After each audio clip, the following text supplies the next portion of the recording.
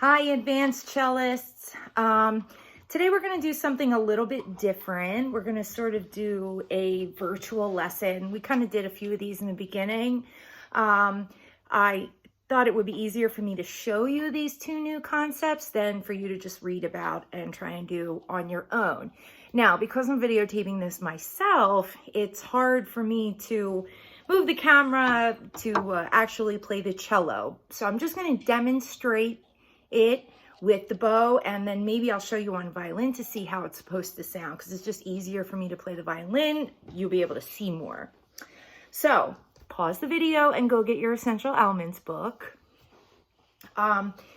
Before we begin, I just wanted to say that by now we all know that we're not going back to school this year, and we will not be having our spring concert in June. And, you know, that really makes me sad because I miss you guys, and I miss being at school, and I miss making music with you. I even miss early morning rehearsals. But what's great about this, and what's the silver lining about all of this, is that I just found out, and I told you right before school ended, that I will be moving over to the middle school for part of my time, and I will be your orchestra teacher over there for 6th, 7th, and 8th grade. So while I am sad that I won't have you guys at Fountain Woods after, you know, all this, I'm excited because I really don't have to miss you, because I'm going to see you again in September. So it makes my heart happy. So let's get started on this lesson. So open up your Essential Elements book to page 29. We're skipping ahead a little bit. Today we're going to learn two new concepts, ties and slurs. So let's take a look at the top of page 29 at the yellow box. It says tie, and it gives you the definition. A tie is a curved line that connects notes of the same pitch. Play a single note for the combined counts of the tied notes. So for example, these are tied notes. So this curved line is the tie. So you have a half note, right? And it's up here, F on the F sharp line. And then you have another F sharp and another F sharp. It's a tie because these are both F sharp. And they could be two A's, two B's, two C sharps. But what makes them a tie is that they are the same note. Now, you're going to play this for the combined counts of the two notes. Okay, so you have a quarter note, which typically gets one beat. And then you have another quarter note, which also typically gets one beat. One beat plus one beat equals 2 beats. So you're going to hold this out for 2 beats, just like the half note. Now, if I didn't know that you were playing two tied notes and then a half note by itself, and I was just listening, I wouldn't be able to tell the difference. Because this would be like, da, and this is also going to be da. Does it make sense? So look, let's take a look at number 108. So that's fit to be tied. So you don't have to do anything fancy with your bow. It's just like playing a half note. But 108 starts on open D. So you have open D, then 1, then 2, then 3. And then it goes on. Now you would think that I was just playing half notes, but what I played was half note, then 2 tied quarter notes, half note, 2 tied quarter notes. So it all kind of just sounds exactly the same. So,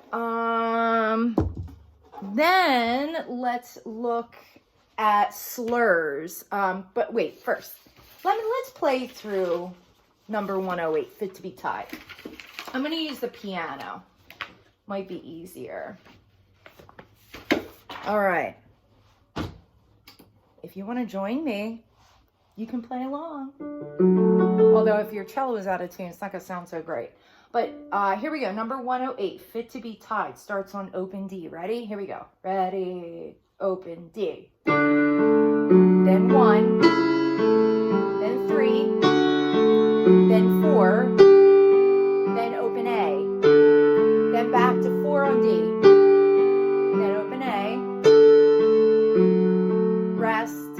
rest, A again, then 4 on D, 3, 1, 0, 1, 0. Okay? All right, now let's look at down at the next concept, slur. So there's another yellow box on page 29, so let's read that together. A slur is a curved line that connects two or more different pitches. Place slurred notes together in the same bow stroke. So, slurs are two different notes connected by the curved line. Looks just like a tie, but you know it's a slur because the notes are different. Like for cellos for you, I use this example. So you have E, 1 on D, and then open D, right? So what you're going to do now is you're going to play both of these notes in one bow stroke. So I'm going to show you on violin so you'll be able to actually see my bow. So for example, if I were to play open D and then 1 on D, just normal, I would do a down bow and then an up bow, right? For you cellos, down bow is a pull, so it would be D, E, or 0, 1. Now, to slur it, you're going to fit 2 of those notes inside one bow stroke. So like 2 for the down bow or 2 for the up bow. So it goes like this. See how the note changed, but the bow did not? So what you're doing is you're essentially like breaking up your bow, like about halfway, so that when you're pulling it down, you do like open, and then when you hit the halfway point, you put your first finger down first. So watch again. See it? So let's try stop and go together. And this time I'm going to play the violin, but I'm going to give you the cello fingering so that you can see the bow moving. Now it's really important that you do the down bow and the up bow symbols too, so that you pull your bow the right way. So 109 sounds like this. Ready, open, D, go. 1, then rest, rest 1, 0. Rest, rest 01. Rest, rest 1, 0.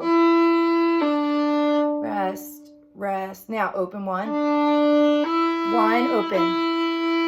Open, 1, 1, open. Open, 1, open. Okay? So your assignment is going to be page 29, number 108. Fit to be tied, and then 109 and 110 stop and go and slurring along. Guys, I don't want music to be stressful for you, and I don't want it to upset you or cause you any anxiety, anything like that.